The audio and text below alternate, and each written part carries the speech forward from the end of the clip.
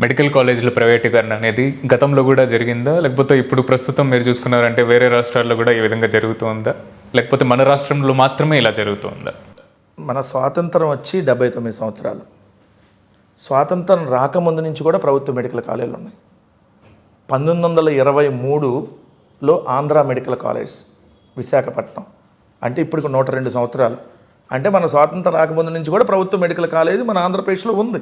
1923లో ఉన్నాయి, తర్వాత 40లో వచ్చినాయి, తర్వాత 60లో వచ్చినాయి. స్వాతంత్రం వచ్చిన తర్వాత ఎవరు కూడా ప్రభుత్వ మెడికల్ కాలేజీని ప్రైవేట్ పరం ఎప్పుడూ చేయలే.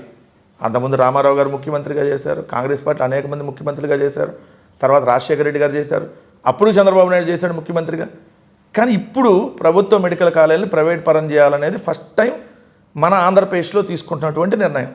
మిగిలిన రాష్ట్రాల్లో ఎప్పుడన్నా జరిగిందా అంటే, ఒకటి గోవాలో నిర్ణయం తీసుకుంటే పెద్ద ఎత్తున వ్యతిరేకత వస్తే ఎమ్మటనే ఉపసంహరించుకున్నారు, అదే ఒకటే ఒక కాలేజీకి.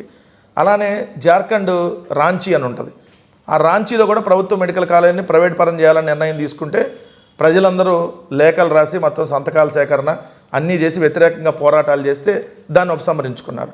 సో ప్రజెంట్ అయితే ప్రభుత్వ మెడికల్ కాలేజీని, ఏ ప్రభుత్వ మెడికల్ కాలేజీని కూడా ప్రైవేటు వ్యక్తుల చేతిలో ఇండియాలో లేదు. కానీ మొట్టమొదటిసారి ఆంధ్రప్రదేశ్లో చంద్రబాబు నాయుడు గారు చేస్తూ ఉన్నారు.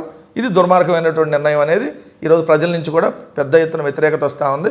ఈ మెడికల్ కాలేజీల ప్రైవేటీకరణతో చంద్రబాబు నాయుడు గారు ప్రభుత్వం కొట్టుకొని పోయింది భవిష్యత్తులో ఖచ్చితంగా. ఎందుకంటే ఈయన తీసుకుంటున్న నిర్ణయం కోట్లాది మంది ప్రజల మీద ఏదైతే భారం వేసేటటువంటి నిర్ణయం, వాళ్ళందరికీ నష్టం చేసేటటువంటి నిర్ణయం. కాబట్టి ఖచ్చితంగా దీని మీద అన్ని రకాలుగా వైఎస్ఆర్ కాంగ్రెస్ పార్టీ ప్రజా సంఘాలన్నింటినీ వెంటబెట్టుకొని ప్రజాక్షేత్రంలో దీని మీద గట్టిగా పోరాడతాం అనేది మాత్రం క్లియర్గా ఉంది మా ఎజెండా.